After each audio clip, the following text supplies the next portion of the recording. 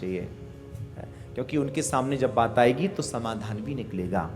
समाधान भी अपनों के बीच में ही निकलता है साहब, अपने अपने ही होते हैं। आप किसी और से कहोगे अपनी तो वो आपकी हंसी उड़ाएगा। आप यदि घर में अपने माता पिता अपने परिवार में बताओगे तो वो बात आपके परिवार तक रहेगी, ना कि बाहर जाएगी। इसीलिए जो भी है हमारे लिए हमारा परिवार ही प्रमुख होना चाहिए। देखिए, व्यक्ति लाख बुरे काम कर ले, लाख बुरे काम, समाज ठुकरा दे, लेकिन परिवार कभी नहीं ठुकराया करता। परिवार लाख गलतियां करने के बाद भी हमें सहजता है, हमें स्थान प्रदान करता है। इसलिए परिवार ना टूटे, परिवार कभी ना टूटे। हम लोग क्या करते हैं, छोटी छोटी बातों को पकड़ते हैं परिवार में, और छोटी छोटी बातों को पकड़ने पर हम उन अच्छे कार्यों को भूल जाते हैं जिनसे हम आगे बढ़े हैं। इसलिए छोटी छोटी बातों पर ध्यान नहीं देना चाहिए।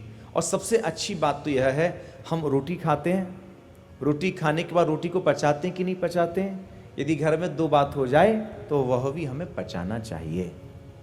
यदि नहीं पचाएंगे तो क्लेश जन्म लेगा। समाज तो ये देखना चाहता है इसके घर में क्लेश हो तो सही। इसलिए सबसे बढ़िया उपाय मौन हो जाओ, बहस मत करो। कई बार अकारण अनावश्यक बहस ही विवाद को जन्म दे दिया करती है। अब आप घर में आप लड़ तो लिए, बहस कर ली, अब नजरें छुपाते घूम रहे हो, अब कैसे सामने आए। फिर बाद में गिल्टी होती है कि नहीं होती है, शर्मिंदगी महसूस होती है कि नहीं। पहले तो बिना सोचे समझे बोल जाते हैं, लेकिन घर घर ही रहता है, परिवार परिवार ही रहता है। आप कितना भी कुछ कर लो, लेकिन परिवार से बड़ा आश्रय हमें कहीं प्राप्त नहीं हो सकता है। इसलिए अपने परिवार को ही व्यक्ति को महत्व देना चाहिए। किसी की बातों में आकर के विखंडता फैला देना ये ईश्वर को भी अच्छा नहीं लगता। आज इनकी मां दुखी हो गई। कश्यप मुनि समाधि से जब जागे, अदिति जी को उदास देखा, पूछा कैसे खिन्न हैं आप। महाराज, जिनकी संतान दर दर की ठोकरें खा रही हो, वह मां क्या प्रसन्न रह सकती है। बताइए क्या हुआ। महाराज श्री, राक्षसों ने हमारे बच्चों का सब कुछ छीन लिया है। हमारे बच्चों के पास एक अब छत का भी आश्रय नहीं है। देखिए, ऐसा नहीं संघर्ष केवल मानव देहधारी के जीवन में आता हो ना, संघर्ष के साथ तो देवताओं को भी अपना जीवन जीना पड़ता है। जो इंद्र आदि गण देवतागण स्वर्ग के मालिक हैं, वह भी आज अपने भवन से बेघर हो गए। तो ये संघर्ष तो कहीं ना कहीं हम लोगों का आभूषण है। संघर्ष को गलत मत मानना। और मैं तो कहता हूं वो जीवन ही किस काम का जिसके जीवन में संघर्ष ही ना आया हो। राधे राधे। संघर्ष के साथ जीवन को जीने का आनंद ही कुछ और होता है। कश्यप मुनि ने कहा, देवी क्या चाहती हो। मां अदिति जी कहती है, नाथ इतनी कृपा हो हमारे बच्चों की खोई हुई संपत्ति उनको वापस मिल जाए। तब कश्यप मुनि ने कहा, ठीक है, आप मैं एक व्रत का उपदेश दे रहा हूं, 12 दिन का व्रत है, इसका नाम है पयु व्रत। आप सच्ची लगन और निष्ठा के साथ कीजिए। देखिए, काम किसी भी क्षेत्र का हो, यदि आपके मन में निष्ठा और लगन नहीं है तो आपको सफलता नहीं मिल सकती। चाहे व्यापार का क्षेत्र हो, चाहे शिक्षा का क्षेत्र हो, चाहे भक्ति का क्षेत्र हो, आपको निष्ठा तो रखनी पड़ेगी। और ये जो निष्ठा होती है, ये निष्ठा ही ईश्वर का स्वरूप होता है। राधे राधे। महाराज, आज ऋषि के आदेश अनुसार बड़ी लगन और श्रद्धा के साथ माता अदिति जी ने पयोव्रत किया। व्रत की समाप्ति पर भगवान प्रकट हुए। भगवान ने कहा, मां हम आपसे प्रसन्न हैं, आप क्या हमसे चाहती हैं। तब इनकी मां ने कहा, तब अदिति जी ने कहा, हमारे बच्चों की खोई हुई संपत्ति उन्हें वापस मिल जाए और आप जैसा बेटा हमारे यहां हो जाए। यह बड़ी गजब की बात कह दी, आप जैसा बेटा। भगवान मन में सोचते, मैं अपना जैसा कहां से लेके आऊं, क्योंकि मेरे जैसा तो मैं ही हूं। मेरे जैसा तो कोई दूसरा है ही नहीं। तो धीरे से अदिति जी कहती हैं, तो हे प्यारे, आप ही हमारे बेटा बन जाओ। ठाकुर जी कहते हैं, मैया तू बड़ी चालाक है, फंसा ही लियो तूने मोए। ठाकुर जी यदि बंधते हैं तो भक्त के प्रभाव में ही बंधते हैं, है? तो श्री ठाकुर जी ने कहा, ठीक है मैया, मैं आऊंगा तेरा छोरा बन के, लेकिन एक काम कर, मेरा भाव रख करके आप श्री कश्यप मुनि की सेवा करें। कश्यप मुनि ने समाधि के द्वारा सारे रहस्य को समझा और एक दिन शुभ मुहूर्त में दिव्य तेज की स्थापना श्री अदिति जी के गर्भ में की है। समय आने पर श्री हरि नारायण इनके यहां बटुक स्वरूप से भादों के शुक्ल पक्ष की द्वादशी तिथि को अवजित नक्षत्र में श्री भगवान वामन स्वरूप धारण करके प्रकट होकर के आ रहे हैं।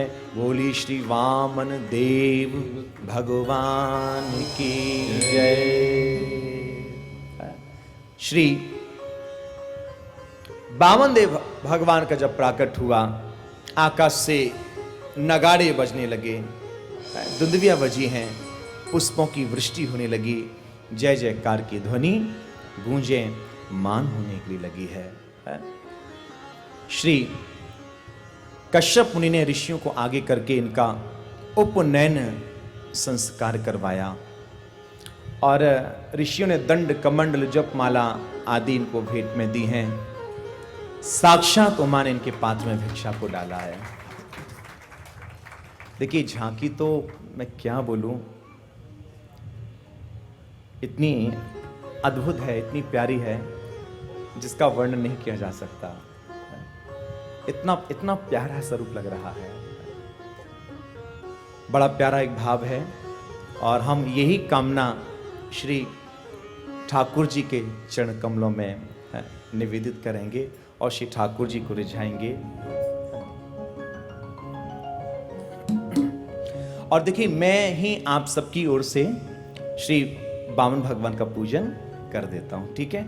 आप लोग तालियां बजा करके स्वागत कर दीजिए। बड़ा ही सुंदर भाव।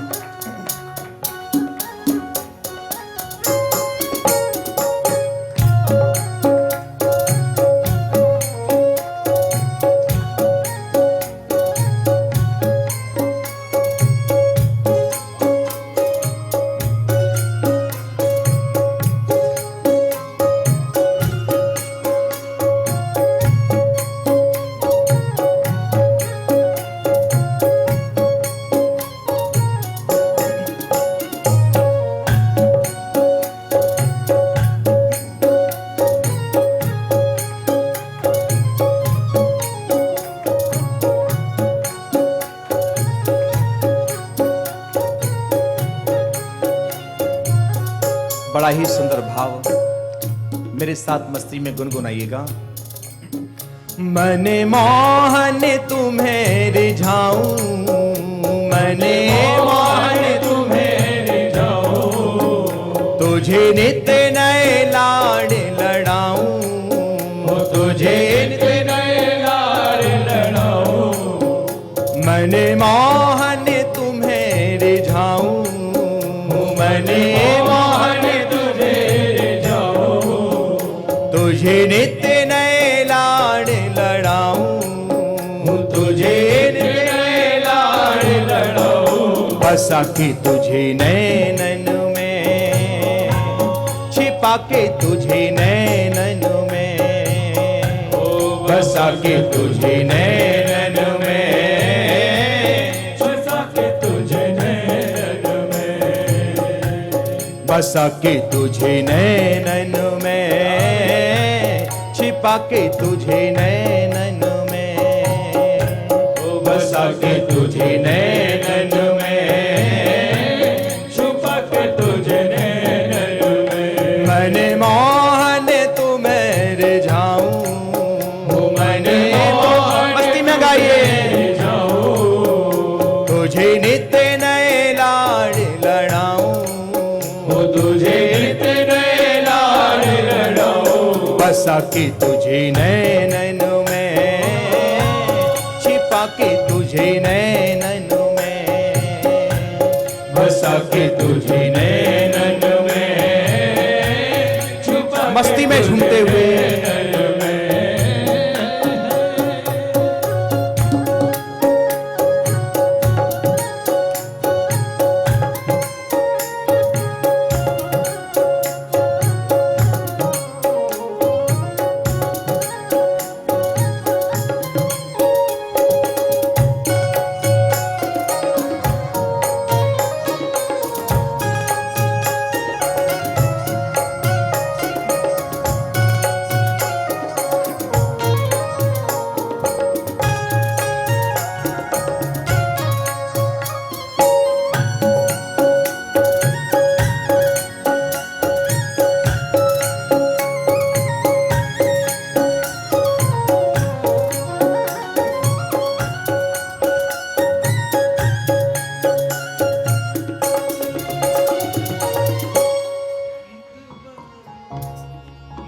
बन जाऊं तेरी बांसुरी के स्वर का, खिलाती बले खाती पतली कमर का, गीत बन जाऊं तेरी बांसुरी के स्वर का, इठलाती बल खाती पतली कमर का, गीत बन जाऊं तेरी बांसुरी के स्वर का, इठलाती बले खाती पतली कमर का, गीत बन जाऊं तेरी बांसुरी के स्वर का,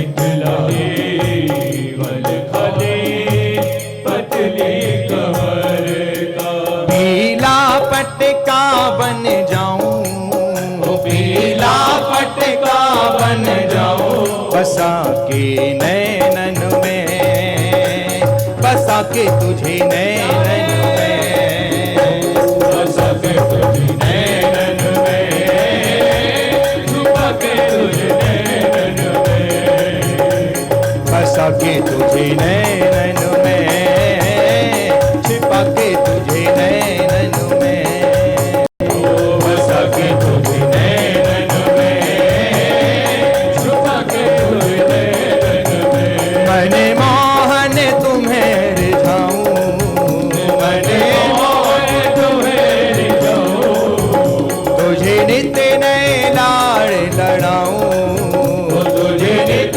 नए लाड़ लड़ाऊं, बसा के तुझे नैनन में, छिपा के तुझे नैनन में, बसा के तुझे नैनन में, छुपा के तुझे नैनन में, मने मोहन तुझे रिझाऊं, मने मोहन तुझे रिझाऊं, तुझे नित नए लाड़ लड़ाऊं, तुझे नित नए लाड़ लड़ाऊं, बसा के तुझे नैनन में, छिपा के तुझे नैनन में, बसा के तुझे नैनन में, छुपा के मस्ती में झूमते हुए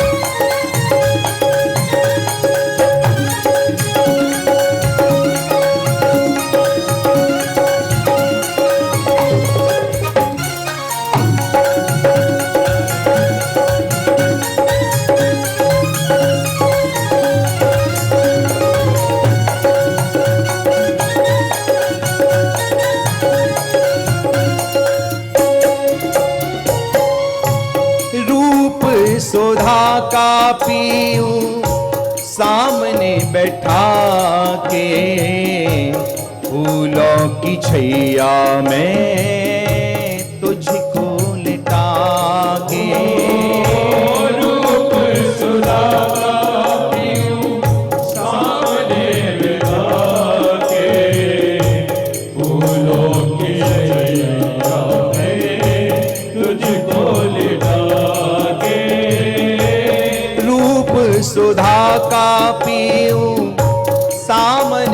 लिठा के, फूलों की छैया में तुझको लिटा के।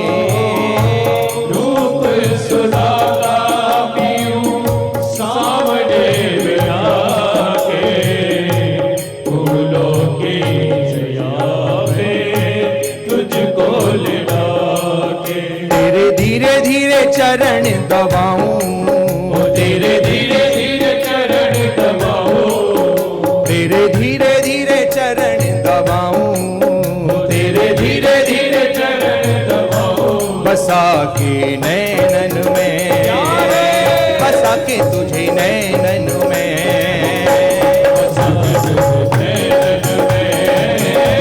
छुपा के तुझे नैनन में, बसा के तुझे नैनन में, छिपा के तुझे नैनन में। बसा के तुझे नैनन में, छुपा के तुझे नैनन में।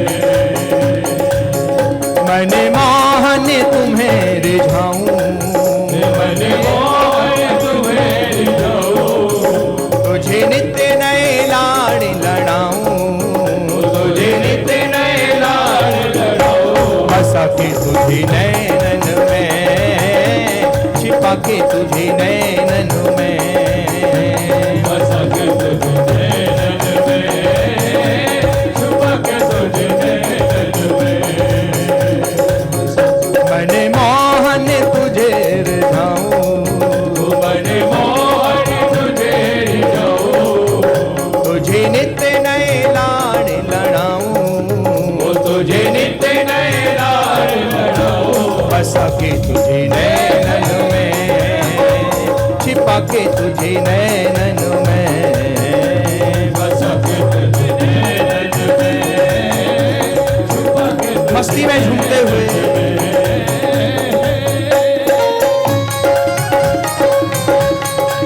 तालियों की शोभा करते चले लीला रे।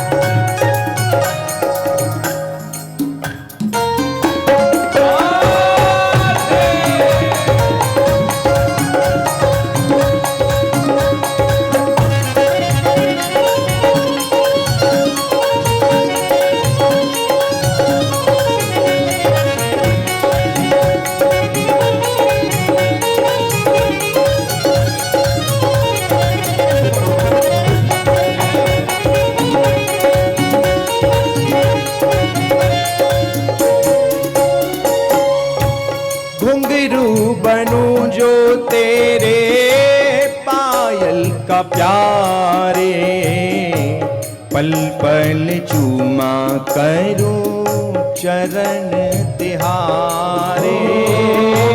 घुंघरू बनूं जो तेरी पायल का प्यारे, पल पल चुमा करूं चरण तिहारे।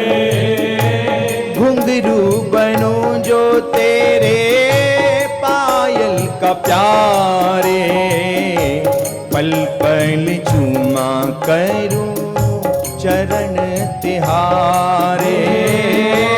घुंघरू बनूं जो तेरी पायल का प्यारे, पल पल चुमा करूं चरण तिहारे। तेरे संग संग नाचूं गाऊं, तेरे संग संग नाचूं गाऊं, तेरे संग संग नाचूं गाऊं, तेरे संग संग नाचूं गाऊं। छिपा के नैनन में, बिठा के तुझे नैनन में। छुपा के तुझे नैनन में, बसा के तुझे नैनन में। छिपा के तुझे नैनन में, छिपा के तुझे नैनन में।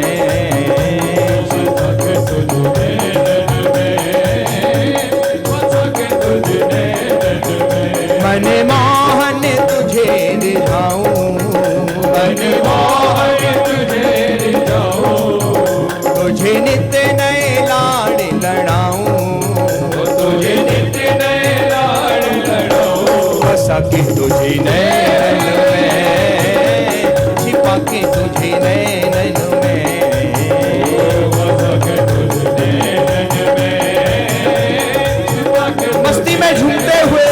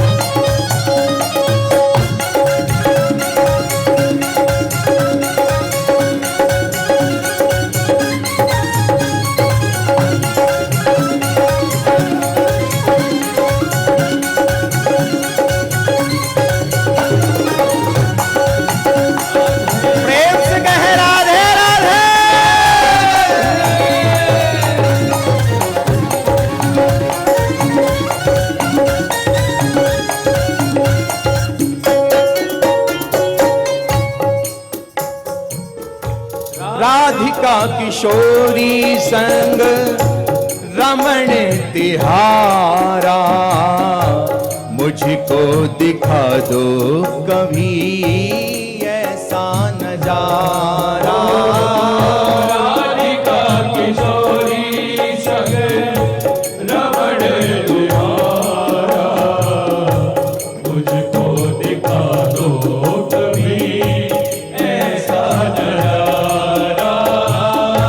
राधिका किशोरी संग रमण तिहारा, मुझको दिखा दो कभी ऐसा नजारा। राधिका किशोरी संग रमण तिहारा, मुझको दिखा दो कभी ऐसा नजारा। फिर चाहे मैं मर जाऊं, फिर चाहे मैं मर जाऊं, फिर चाहे मैं मर जाऊं, फिर चाहे मैं मर जाऊं, बिठा कर नैनन में, बसा कर नैनन में, नैनन में, छिपा तुझे नैनन में, बिठा कर नैनन में, बसा कर नैनन में, बसा तुझे नैनन में, छुपा के नैनन में। मन मोहन तुझे रिझाऊं, मन मोहन तुझे रिझाऊं, तुझे नित्य नए लाड़ लड़ाऊं, तुझे नित्य नए लाड लड़ाऊं। बसा के तुझे नैनन में, छिपा के तुझे नैनन में, बसा के तुझे नैनन में, छुपा के तुझे नैनन में, बसा के तुझे नैनन में, छिपा के तुझे नैनन में, बसा के नैनन में, छुपा के तुझे नैनन में। मन मोहन तुझे रिझाऊं, मन मोहन तुझे रिझाऊं, तुझे नित्य नए लाड़ लड़ाऊं, तुझे नित्य नए लाड लड़ाऊं।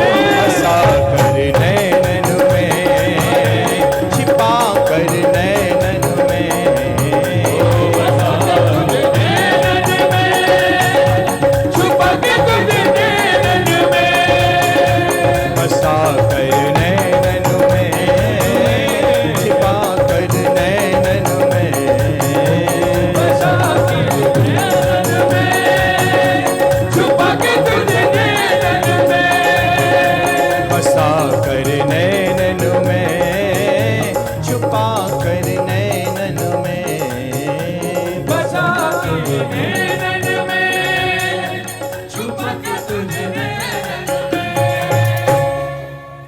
भोले वामन देव भगवान की जय। बड़ी सुंदर झांकी। बहुत से भक्त सोच रहे होंगे कि बीच में से श्री ठाकुर जी को लेके चले गए, क्योंकि आप सभी लोग वहाँ पहुँच रहे थे और बाकी फिर कैमरे इत्यादि लगे हुए हैं, कहीं अव्यवस्था ना हो इसलिए। बाकी जब श्री कृष्ण जन्मोत्सव होगा तो सब लोग निकट आ सकेंगे, खूब झूम सकेंगे। इसलिए बीच में उन्हें पंडित जी को बोला, क्योंकि आपके यहाँ इतनी बड़ी संख्या में श्रोतागणों की उपस्थिति है, क्योंकि हमें तो ये बताया गया था कि शायद 100-125 श्रोता यहाँ कथा में रहेंगे, लेकिन मुझे तो दूर दूर तक कहीं से ऐसा लग ही नहीं रहा है। ये तो आपके हृदय का इतना उत्साह और इतना भाव और ये वृंदावन का प्रभाव है कि जो संख्या आपने बताई उससे तो डबल, क्या मुझे लगता है डबल से भी ज़्यादा तो कहीं ना कहीं श्रोतागण हो ही चुके हैं। राधे राधे। अच्छा 300 प्लस हैं, इशारा कर रहे हैं 300 प्लस होना भी चाहिए। हम तो कहते हैं श्री ठाकुर जी आपको खूब ऐसी कृपा करते रहे। अभी आप वृंदावन में या भवन में कथा करा रहे हैं, ठाकुर जी ऐसी कृपा करे कि इससे डबल तिबल भवन आप लोग निर्माण करके इसी प्रकार ठाकुर जी की कथाओं का। अच्छा जी, वाह कितनी सुंदर बात। जो इच्छा करहो मन माही और हरि प्रसाद कछु दुर्लभ नाही। अभी अभी बताया कि 25,000 स्क्वायर फुट का भवन जो है कहां पर, हरिद्वार में। क्या बात है, अरे वाह बहुत सुंदर। सोनी जी ना, खूब खूब। अच्छा आस्था कॉलोनी वाले सोनी जी, इनके लिए बहुत बहुत मंगल बधाई, बहुत बहुत मंगल बधाई। श्री ठाकुर जी ऐसे ही खूब डट के कृपा करें। तो महाराज वहाँ भी फिर आनंद वहाँ भी होना ही है। तो श्री ठाकुर जी देखिए, हम तो सहज भाव से ऐसे ही बोल रहे थे, हमें क्या पता है पूरी तैयारी कर रखी है। स्वाभाविक है, कई बार बहुत सी तैयारी बताई नहीं जाती। वो तो अब आपके जिस प्रकार श्रोताओं की संख्या को देख रहे हैं, तो जब हमें बताया गया कि 100-125 लोग रहेंगे, हमने कहा ठीक है पर्याप्त है। लेकिन अब तो यहाँ पर बढ़ते ही, और मैं तो कहता हूँ ठाकुर जी 300 क्या 600 भी होना चाहिए। यहाँ तो हमारा आयोजक परिवार का इतना बड़ा हृदय है, इतनी और भी आ जाएं तो वह भी यहाँ समाहित हो जाएंगे। वाह, वो तो वही स्थिति है, जो इच्छा करो मन माई हरि प्रसाद कछु दुर्लभ नाही। बोले रुक्मणी वो तो होना ही होना भाई, उस दिन तो ठाकुर जी का व्यावला उत्सव है, उस दिन रंगल मंगल आनंद नहीं होगा तो और कब होगा। राधे राधे। बोलो श्री कृष्ण कन्हैया लाल की, अलवेली सरकार की जय जय श्री राधे। वामन भगवान बलि को छलने के लिए चल पड़े हैं। बलि की यज्ञशाला में पूर्ण आहुति की तैयारी चल रही थी, लेकिन भगवान वामन इतने सुंदर इतने प्यारे लग रहे हैं वहां कि इनकी सुंदरता के सामने वहां जितने भी ब्राह्मण थे उन सबके मुख के तेज फीके पड़ गए। बलि को तो ऐसा लगा कि जैसे मेरे द्वार पर साक्षात ब्रह्म ही आया हो। आज बलि उठकर के खड़ा हुआ। सुंदर बलि ने आज यहां वामन भगवान का स्वागत किया है। बलि कहता है स्वागतम ते नमस्तुभ्यं ब्रह्मण किम करवाम ते ब्रह्मण श्रीणाम तपः साक्षान मन्ये त्वार वपुधरम। हे बटुक, हे विप्र, आपका स्वागत है। आपके आगमन से यह धरा पवित्र हुई एवं यज्ञ पूर्ण हुआ। लेकिन मेरे यहां का एक नियम है, मेरे द्वार पर कोई भी आता है मैं उसको कुछ ना कुछ भेंट अवश्य देता हूं, और भेंट जो आगंतुक आता है उसकी इच्छा पर ही है। बताइए मैं आपकी क्या सेवा करूं, मैं आपको क्या समर्पित करूं? भूमि, स्वर्ण, रत्न, आप जो मांगेंगे। तो वामन भगवान कहते नहीं नहीं बलि, मैं तो केवल यज्ञ का दर्शन भर करने आया था। तो बलि ने फिर बहुत बड़ी बड़ी बातें कही। बलि ने कहा देखिए मेरा बहुत बड़ा नाम है, मैं बहुत दान पुण्य करता हूं, इसलिए आप मुझसे कुछ मांगिए अवश्य। तो बार बार जिद की तो वामन भगवान ने ही निवेदन किया आप देना ही चाहते हैं, इतनी जिद कर रहे हैं तो आप मात्र हमें 3 पग भूमि ही प्रदान करते हैं। बलि को हंसी आ गई, वाह जितना छोटा सा आपका मुख और उतनी छोटी सी आपकी वाणी भी। महाराज इतना तो देने में हमें संकोच लग रहा है, जगत में हमारी हंसाई हो जाएगी कि इतने बड़े राजा के यहां गए और मात्र क्या लेके आए 3 पग भूमि। भगवान मन में सोचते हैं बेटा संकल्प दे के तो देख, फिर देखूं मैं तो अच्छे थे, कितने बड़ा दानी बन रहे हो है। आज भगवान वामन कहते हैं, बलि आवश्यकता से ज्यादा नहीं लेना चाहिए। आवश्यकता से ज्यादा लेना अपराध की श्रेणी के अंतर्गत आता है। इसलिए आप तो मात्र हमें 3 पग भूमि ही दे दें। संकल्प कीजिए। जैसे ही संकल्प के लिए तैयार हुए, शुक्राचार्य जी महाराज आ गए। ए बलि, क्या कर रहा है? रुक जा, एक छलिया है, तेरा सब कुछ नाप लेगा, कुछ बचेगा नहीं तेरे पास, पीछे हट जा अपने वचन से, मना कर दे। बलि कहता है, नहीं गुरुवर, मैं वचन दे चुका हूं, अब अपने वचन से पीछे नहीं हटने वाला। तब कहा, बलि कुछ जगह ऐसी होती हैं जहां झूठ बोलने से अपराध नहीं लगता। कौन कौन सी हैं वो? तो कहते हैं कि स्त्री सु नर्म विवाहे च वृत्यर्थे प्राण संकटे। स्त्री यानी विवाह में, स्त्री को मनाने में, यदि घरवाली रूठ जाए और मान ना रही तो वाई मनाए भी कहीं 2 4 5 झूठ बोल दो तो अपराध ना लगे। इसका मतलब ये नहीं, आप तो विश्वास करना, ये प्रसंग सुनकर कि मत समझ लेना कि ये कहना चाह रहे हो कि पति झूठी बोलता है मनाने में, ऐसा नहीं है। ये शुक्राचार्य जी महाराज यहां उपदेश दे रहे हैं, स्त्री सुनर विवाहे चा, स्त्री को मनाने में यदि 2 4 5 झूठ बोल दो तो अपराध नहीं लगा करता है। शादी विवाह में, शादी ब्याह जैसी झूठ तो कहीं बोली नहीं जाती है। जो बिचौलिया होता है ना महाराज, छोरा वारी के जावे ऐसी झूठ बोले, अरे छोरी बिल्कुल गऊ है गऊ। वो ये नहीं बताता उस समय कि गऊ के सींग भी होते हैं।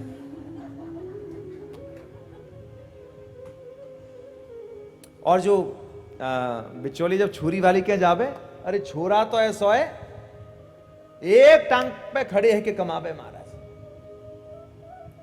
ऐसी मेहनत करे। तो स्त्री को मनाने में, शादी विवाह में, हास परिहास में, हंसी मजाक में, हंसी मजाक में भी यदि झूठ बोल देते हैं तो भी अपराध नहीं लगता। आजीविका की स्थली यानी व्यापार, व्यापार में भी झूठ बोलने पर अपराध नहीं लगता। व्यापार में झूठ बोलेंगे नहीं तो मुनाफा कहां से कमाएंगे? राधे राधे। जब हम गुरुजी के भागवत का अध्ययन करने जाते थे, भागवत पढ़ने के लिए जाते थे, तो गुरुजी प्रसंग सुनाते थे इसी प्रसंग को लेकर के। बोले कोसी है यहाँ से दिल्ली रोड पर ही, मथुरा में ही, आप सब परिचित हैं। तो बताते थे गुरुजी वहाँ एक कपड़े का व्यापारी उसकी दुकान पर कोई वस्त्र खरीदने के लिए जाए और कोई कपड़ा पसंद आ जाए तो कहे कि भाई कितने रुपए मीटर है, तो वो कहे कि ये इतने रुपए मीटर है, तो सामने वाला ग्राहक कहे नहीं कुछ इसमें कम कीजिए, हमें ज़्यादा महंगा लग रहा है। तो व्यापारी क्या करता था, अपने दोनों कुर्ते की छोर पकड़ लेता था, अपने दोनों कुर्ते के छोर, और छोर पकड़ के कहता था, अरे भैया मेरे दोनों छोरों की कसम, मेरे दोनों छोरों की कसम, कम नहीं हो सकता, वास्तव में इतने का ही है। अब ये कभी संभव है कि जितने का है उतने का विक्रय किया जाए? तो ये व्यापार में यदि झूठ नहीं बोलेंगे तो व्यापार थोड़ी तो गुंजाइश रखनी पड़ेगी ना।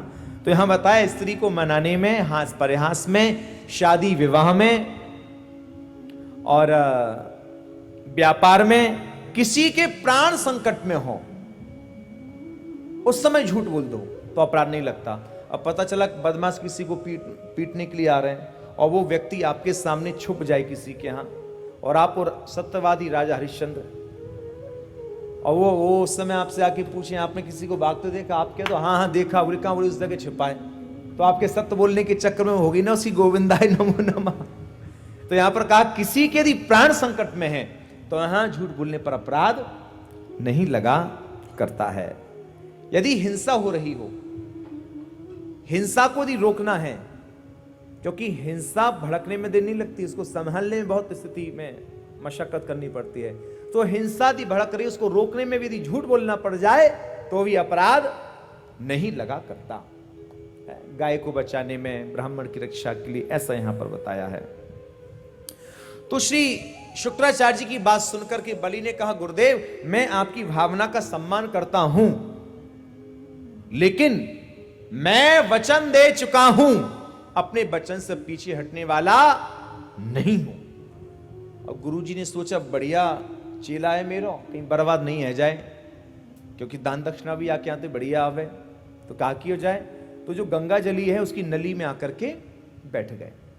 अब महाराज जैसे ही संकल्प देने के लिए गंगा जली उठाई, अब जल नहीं निकले, तो भगवान समझ गए दाल में कुछ काला है।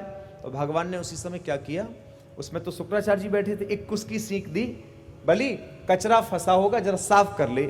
अब महाराज जैसी सीख डाली तो उसमें तो गुरुजी बैठे भाई, उनकी एक आंख में जाए कि वो सीख टकराई, ऐसा निशान हो लगो कि महाराज शुक्राचार्य जी महाराज को एक बाजार बंद है गयो। अब महाराज गुरुजी भड़बड़ा के घबराए कि जो है क्या नहीं है बाहर निकसे। तो भगवान ने पूछा कहा भयो, शुक्राचार्य जी महाराज बोले सब कछु तो कर दियो। और पूछ रहे हो कहा भयो, बोले हाँ महाराज, गुरुजनों की दृष्टि में कभी भेद नहीं होना चाहिए, गुरु को हमेशा समदर्शी होना चाहिए। ये नहीं कि कोई गरीब शिष्य आया तो उसे दोने में प्रसाद दे दिया या 4 चिनौरी दाने हाथ में रख के दे दिए, देखा कोई पैसे वाला शिष्य आया तो भर भर के डिब्बा डलिया की डलिया प्रसाद की दे दी। बोले जो गुरु इस प्रकार का भेद करता है उसकी यही स्थिति हुआ करती है। इसलिए गुरु की दृष्टि में भेद शिष्यों को लेकर के कदापि नहीं होना चाहिए। यह शिक्षा यहां बटुक भगवान प्रदान कर रहे हैं। आज तो महाराज भगवान ने कहा बलि शुभ कार्य टालना नहीं चाहिए, यथा शीघ्र संकल्प कर। जैसे ही संकल्प हुआ भगवान ने अपने शरीर को बढ़ाना आरंभ कर दिया, बटुक से विराट हो गए। एक पैर में नीचे के लोक नाप लिए, अतल बितल सुतल तलातल रसातल महातल पाताल। दूसरे पैर में ऊपर के लोक, जैसे ही ब्रह्मलोक में चढ़ पहुंचे ना, ब्रह्मा जी प्रतीक्षा कर रहे ठाकुर जी कब कृपा करेंगे। आए है जैसे ही चरण पहुंचे हैं वाही समय श्री ब्रह्मा जी ने कमंडलू से जल लिया है और महाराज श्री ठाकुर जी के चरण प्रक्षालित किए हैं, और प्रक्षालित के उपरांत जो चरणामृत है वह अपने कमंडलू में वापस धारण किया। आप हमारे संत वाणी चैनल को सब्सक्राइब करें, वीडियो को लाइक करें, शेयर करें और हाँ, बेल आइकन पर क्लिक करना बिल्कुल ना भूलें, ताकि हमारी किसी भी वीडियो की सूचना सबसे पहले आपको मिले।